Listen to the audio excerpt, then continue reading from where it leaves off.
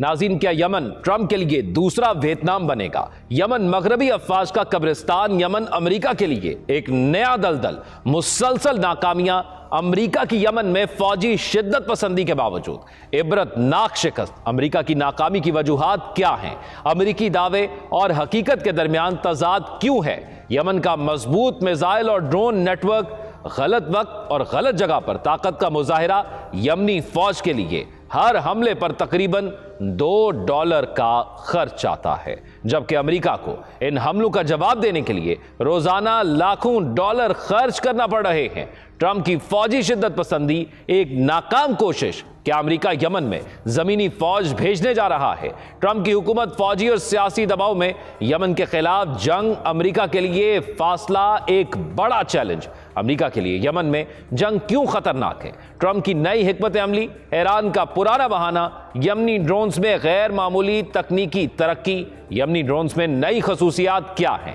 ان تمام پہلوؤں پر بات کریں گے آج کے اس ویلاگ میں۔ آپ دیکھ رہے ہیں 92 ڈیجیٹل اور میں ہوں ذوق احمد۔ ناظرین، اگرچہ امریکہ کی فوجی طاقت کا یمن سے موازنہ ممکن نہیں، لیکن اگر ٹرمپ نے یمن میں جنگ میں داخل ہونے کا فیصلہ کیا تو یہ امریکیوں کے لیے ایک نیا ویتنام ثابت ہو سکتا ہے۔ امریکی فوجی طاقت کسی بھی طرح یمن کی فوج اور حوثیوں کی عسکری طاقت کے برابر نہیں، لیکن تجزیہ کار اور ماہرین ٹرمپ کو یمن میں مداخلت کے سنگین نتائج سے خبردار کر رہے ہیں۔ وہ اسے ایک بڑا اسٹریٹجک غلط فیصلہ قرار دیتے ہیں جو امریکہ کو ایک لمبی اور تباہ کن جنگ میں الجھا سکتا ہے۔ برطانوی نیوی آفیسر ٹام شارپ کی رپورٹ میں بھی اس حقیقت کی تصدیق کی گئی ہے کہ ٹرمپ کی یمن میں فوجی مداخلت کی پالیسی ناکام ہو چکی ہے۔ اس رپورٹ میں واضح طور پر کہا گیا ہے کہ امریکہ تمام تر فوجی صلاحیتوں کے باوجود یمن کی فوجی طاقت کو روکنے میں ناکام رہا ہے اور سرحد کی عسکری کارروائیوں کا سامنا کرنے میں بے بس دکھائی دیتا ہے۔ رپورٹ کے مطابق 2024 کے دوران امریکہ بحرہ احمر میں اسرائیلی، امریکی اور برطانوی جہازوں کی نقل و حرکت کو محفوظ بنانے میں ناکام رہا۔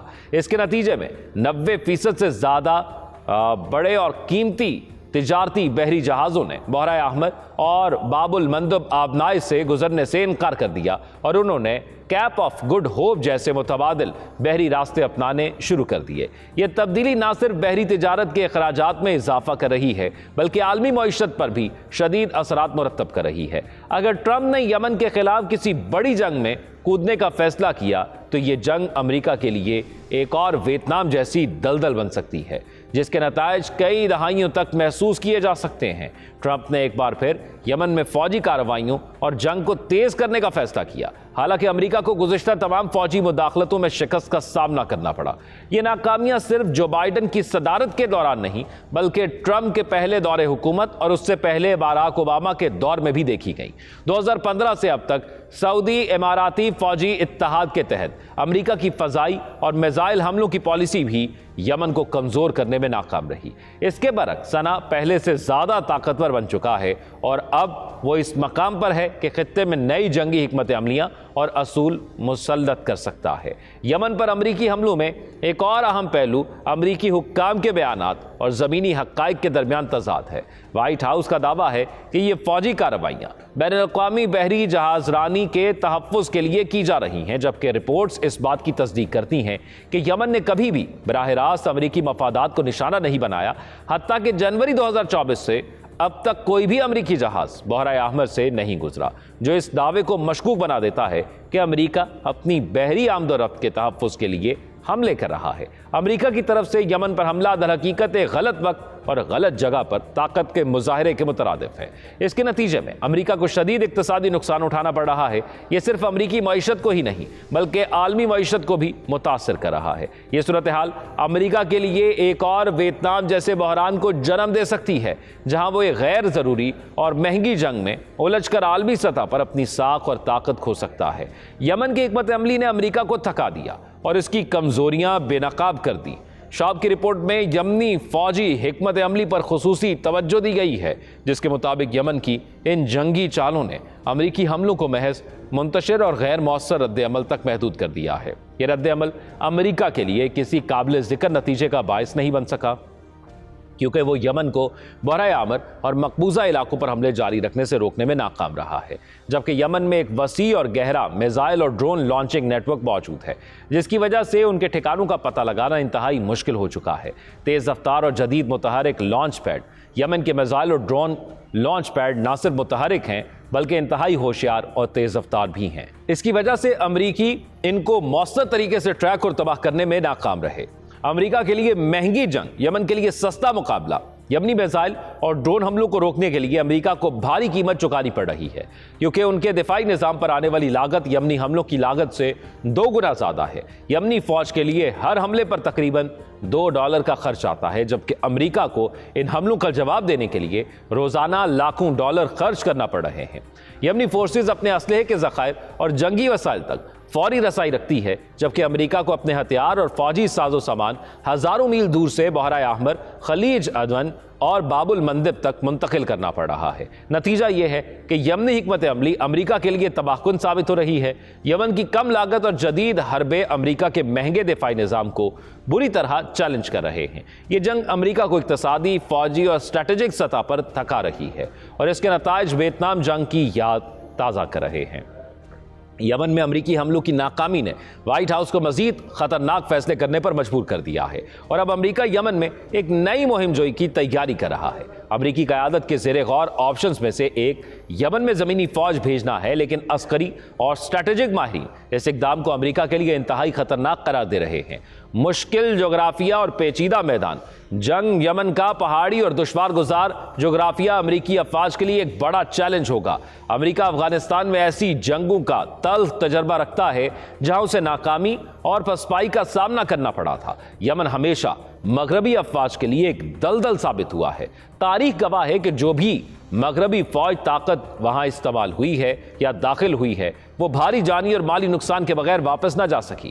امریکہ اپنی ناکامی کو چھپانے کے لیے دوبارہ یہ دعویٰ کر رہا ہے کہ حوثی ایران کے زیر اثر ہیں، لیکن یہ بہانہ اب غیر مؤثر ہو چکا ہے، کیونکہ حوثیوں نے کئی بار واضح کیا ہے کہ سنا اپنی پالیسیاں آزادانہ طور پر بناتی ہے۔ حوثیوں کی موجودہ جنگ فلسطین کی مزاحمت کی حمایت میں ہے اور اسرائیلی محاصرے اور نسل کشی کے خلاف ہے۔ اگر امریکہ یمن میں زمینی فوج بھیجتا ہے تو یہ فیصلہ اس کے لیے افغانستان اور ویتنام جیسا ایک اور تباہ کن تجربہ ثابت ہوگا۔ ٹرمپ انتظامیہ پہلے ہی شدید سیاسی اور فوجی دباؤ میں ہے اور یمن میں مداخلت اس دباؤ کو مزید بڑھا سکتی ہے۔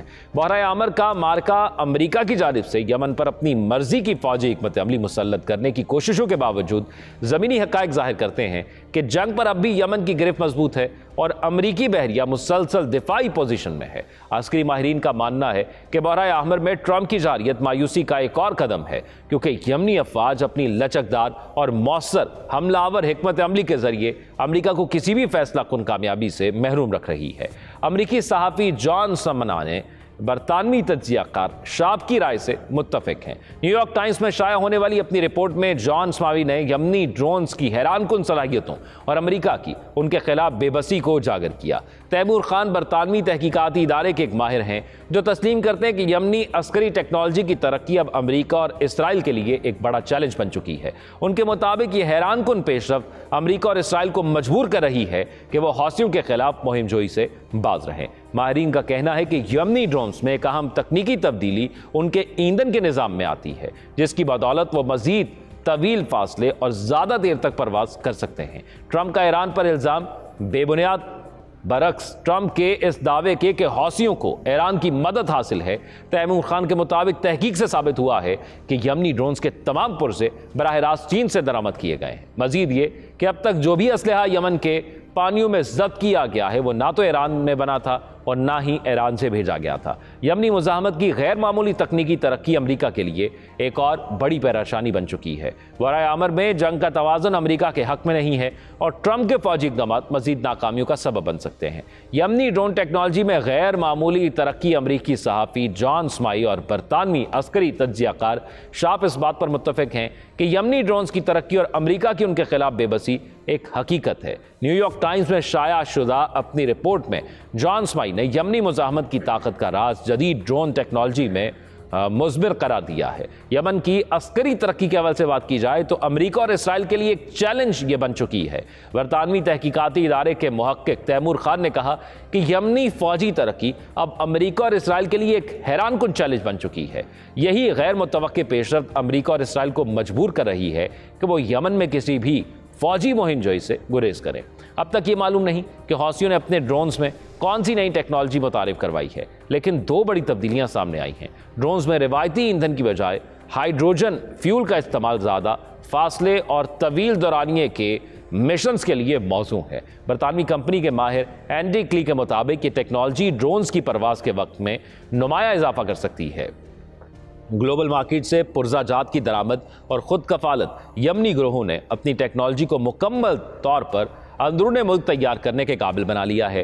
बैनुल-अक़वामी वेबसाइट से खरीदे गए पुर्जे मकामी सतह पर असम्बल और अपग्रेड किए जाते हैं। ट्रंप के ईरान मुखालिफ बयानिए की हकीकत क्या है? ट्रंप का यह इल्ज़ाम कि ईरान यमनी ड्रोन्स के लिए मदद फराहम कर रहा है बेबुनियाद साबित हुआ है। तहकीकात के मुताबिक यमनी ड्रोन्स के तमाम पुर्जे चीन से दरामद किए गए हैं। अब तक जो भी असलहा समुंदर में जब्त हुआ वो ना ईरान में तैयार हुआ था और ना ही ईरान से भेजा गया था। अमेरिका एक नए दलदल में दाखिल हो रहा है। ट्रंप ने अपनी इंतखाबी मुहिम में जंगों के खात्मे का वादा किया था, लेकिन हकीकत इसके बरक्स है। यमन में मुदाखलत अमेरिका को एक तवील और नुकसानदेह जंग में उलझा रही है। यह जंग ना सिर्फ फौजी शिकस्त बल्कि इक्तिसादी नुकसान का भी बाइस बन रही है। यमनी ड्रोन टेक्नोलॉजी में तरक्की अमेरिका के लिए एक नया दर्द सर बन चुकी है। अमेरिका की जारियत जितनी बढ़ेगी, यमन की मुज़ाहमत उतनी ही मजबूत होती जाएगी। नाज़रीन, ये वो तमाम तर हक़ाइक़ हैं जिसकी बुनियाद पर यमन अपनी एक फ़ैसला कुन जंग के अंदर मौजूद है, और ये जंग नज़रिए की है। और ये नज़रिया क्या है? मैं और आप हमेशा ये बात करते हैं कि इस्लामी ममालिक खामोश क्यों हैं जब गज़ा के मुसलमानों पर जुल्म किया जा रहा है और नस्लकुशी की जा रही है।